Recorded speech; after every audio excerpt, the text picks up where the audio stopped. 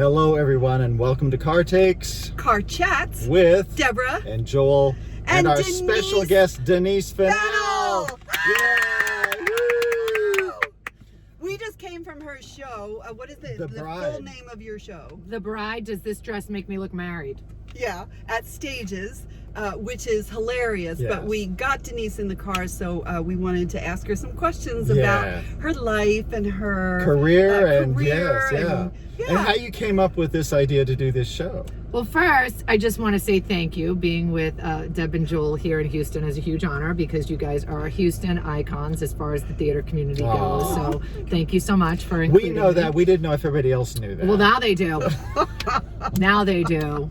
And you guys have always welcomed me into the theater community in Houston, so I genuinely we appreciate consider you that. part of our family. Thank you. here. And Thank for you. people who don't know, and you should, so shame on you, but she has done a lot of shows here.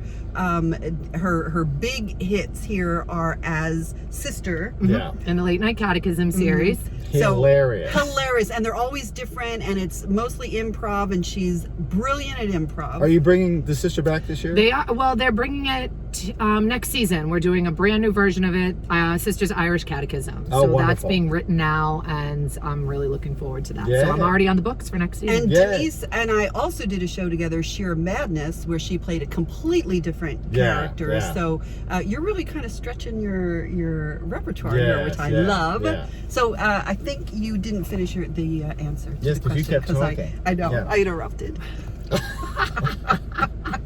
Remember the dressing room? I said Yes. interrupt a lot. That's okay. That's So what Play was your the strength. original question? no, but how did you come up with the idea for this particular show, The Bride? So here's how it all went down.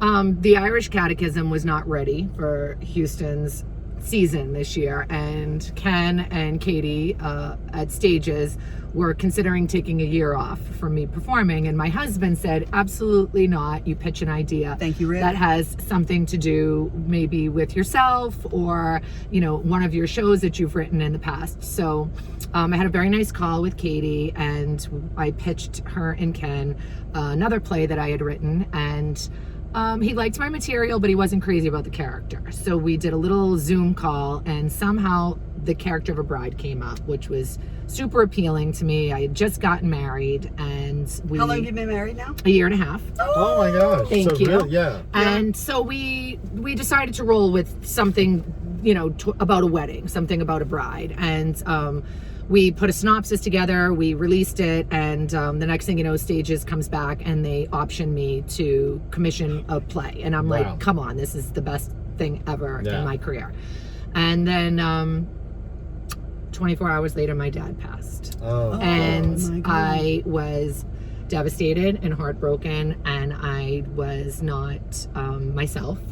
Being an actor and a comedian, you have to be really vulnerable and you have to open yourself up, and I just thought I would never be funny again. So I was just about to pass on the opportunity, and thank Ken and Katie for the opportunity, but I just wasn't in that headspace at that moment. And I woke up the next morning, and my husband was sitting with the computer on the couch, and he said, I wrote your play. Oh my God.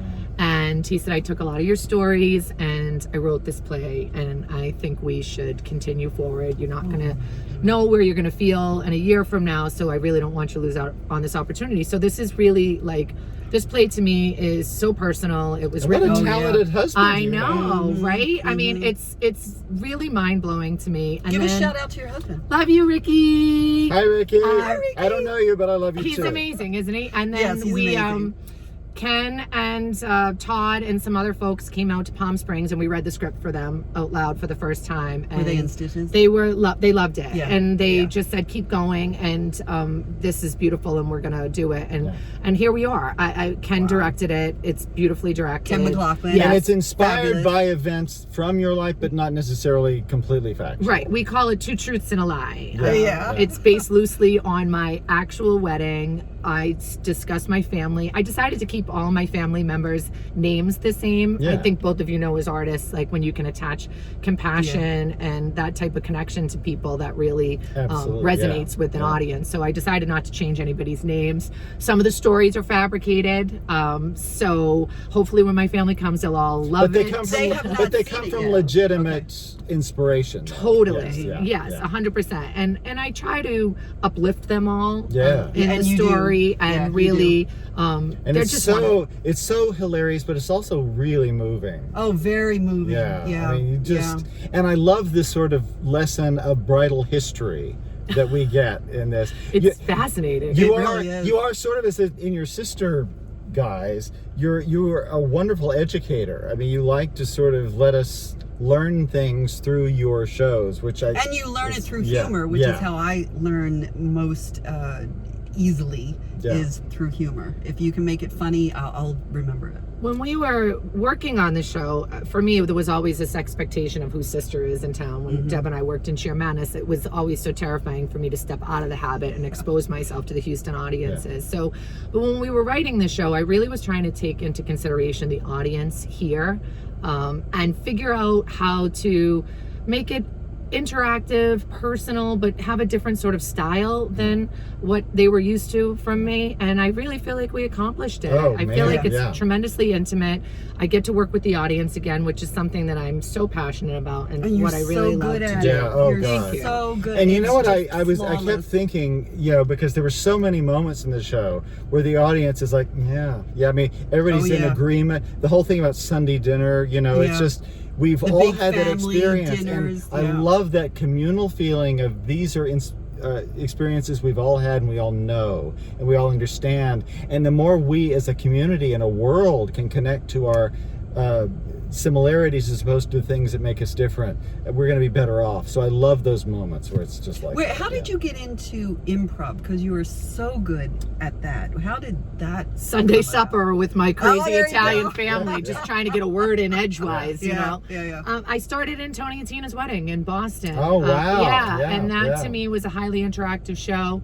I had one line in the script. I played Madeline. But you were I thought you were the bride. I started out as the stripper. Oh my gosh, that's and hilarious. Maddie has one word, one line in the entire play is love. That's it. It's the only scripted, but the character itself is a huge star of the play and can be a real shine. So I was like, really, I had to make my own world. I had to create my own existence. So I had to interact and improv the entire way through that show. Wow. So so Tony and Tina's was a great stepping point for me, and then of course Late Night Catechism. That was, it's that's the thing with especially with your catechism shows. Every show you see, you can go to a show 5 nights in a row, and it's a different show every time you go to it, because it depends on what the audience is doing, and you are an absolute master at combining that. So, thank you. Well, and that in this you have the thing where you have the people the audience beforehand write the advice to the bride things that you read at the end of the show. Isn't that fun? Which is so great. Well, we were trying to figure out how to incorporate them all the way through, and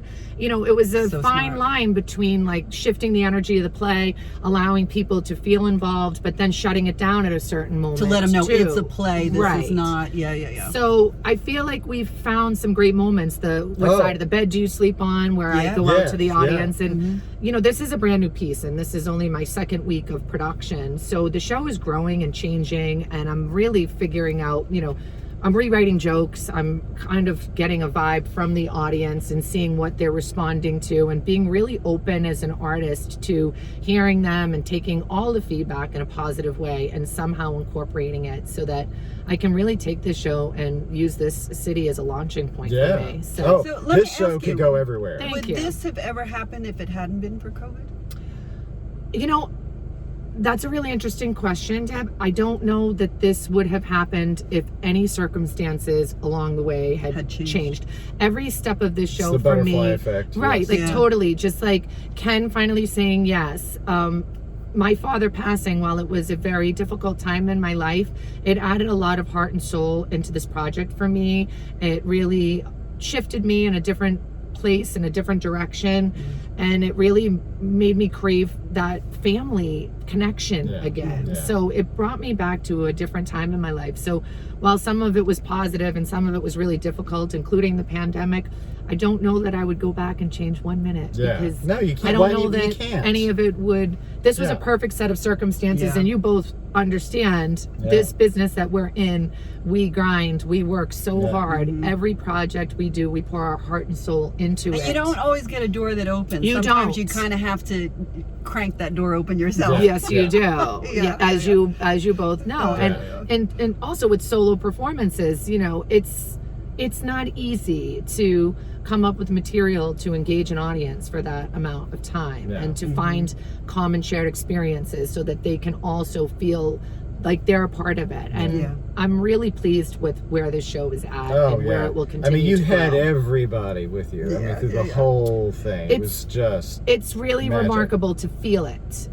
You know, and that space is so intimate. Yeah. So there is no, it's no, you're right there. It's like you have to. You can feel see it. everybody. You can hear everybody. If you don't mind my telling this on you, she told us after the show that there was a section that she spaced out on. I mean, we had no clue. You would never know. No clue. Which is another testament to her improv. Yeah, she because in the booth they're going crazy. Yeah. But it is smooth as silk for the audience. So, Well, you both know with live performances, anything is possible. Roll. And we gotta roll with the punches. And it was interesting, our first week of teching the show, you know, there's an entire team behind the scenes here. The set designer, Mitchell. And Mitchell did a beautiful job. Yes, beautiful job, And the costume designer, Kathy, and sound was done by Joel. So this was really the lighting. Not this Joel. Not the other Joel. Javier, the lighting, everything. What a beautiful group of people. Todd, he's my stage manager. Todd Molesky. And he's like...